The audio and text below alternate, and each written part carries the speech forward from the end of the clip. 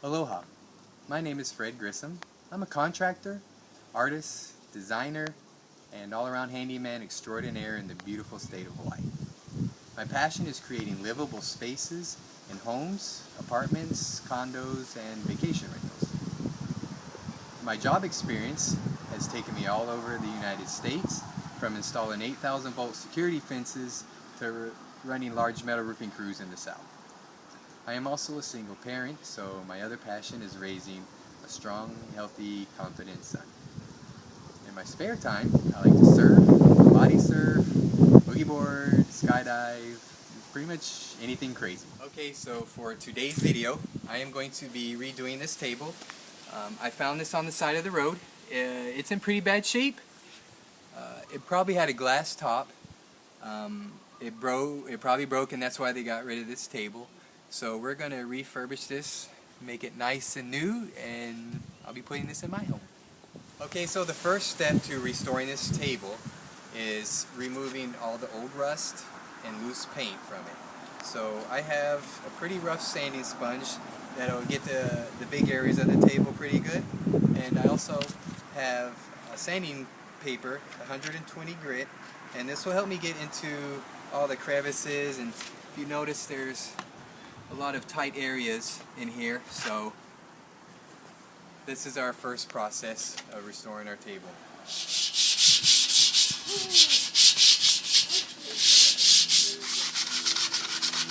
Okay, so we removed all the rust and the loose paint, and the next process would be to get all the loose dust off of our table. So what I got was just some regular mineral spirits, and I'm going to pour it onto a rag and wipe the table down completely and make sure there's absolutely no dust on here, or our paint will not adhere to our metal. Okay, so the next process of our table restoration would be to prime the table. You don't have to prime it, but I'm going to prime it because it'll help the longevity of the table, and it'll help our final coat of paint adhere to our table a lot better, so that's why I'm going to prime it. Okay, so before you start priming, you want to make sure that you're outside in a well-ventilated area. I actually hung the table from this hook. Okay, so before you start spraying, two things. You want to make sure you have your mineral spirits and a rag, just in case a run occurs while you're spraying. The mineral spirits will help you wipe it out. And when you're spraying, you also want to keep the can about 12 to 14 inches away from whatever you're painting, which will also help from having any runs or drips in your paint.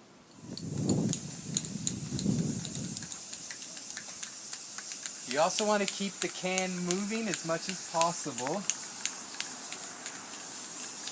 so you don't get any runs in your paint. Okay, so our table is completely painted.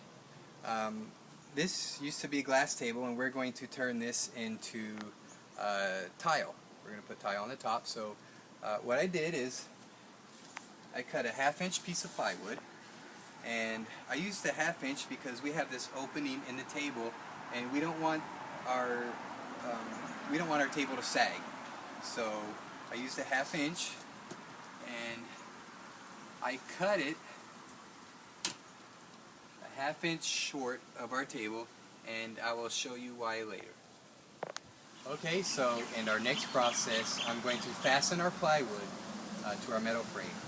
So I have stainless steel screws, I have a drill, my drill bit, and I also have some liquid nails, which will help with adhering the plywood to our metal frame.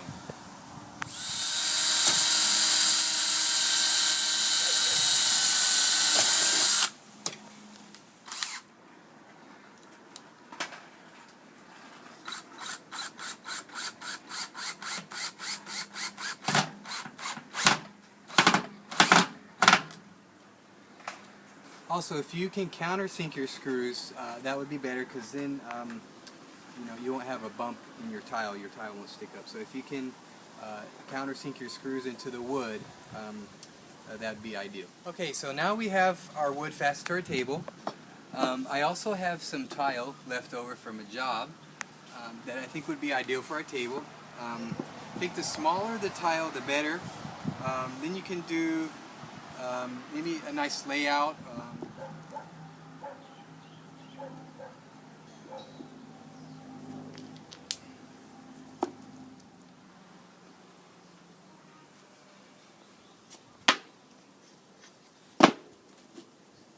Okay, so you can see I laid all the tile on the ground where it's going to go on the table, so it'll be easier for me when I install it.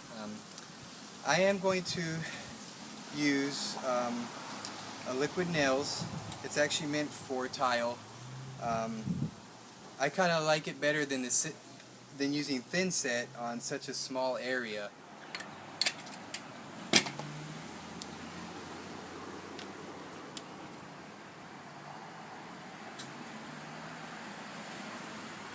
Alright, so we have all our tile set on our table. It looks great. Our next process would be probably let it dry for about 24 hours before you want to grout your table. Alright, so now it's been 24 hours since we set our tile and we're ready for our grout. I actually picked a gray grout because this natural stone has a lot of gray in it, so I thought it would accent our table. So, okay, so here's our table. It's 100% completed. Tile is all installed, grouted, sealed, and ready for my home. Here are my most recent before and after job site photos, including complete kitchen remodels, complete remodels on condos and vacation rentals, complete bathroom remodels including plumbing, electrical, tile, and lighting.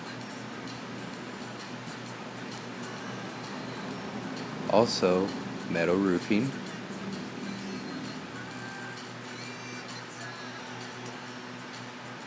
And custom work as well, including fireplaces.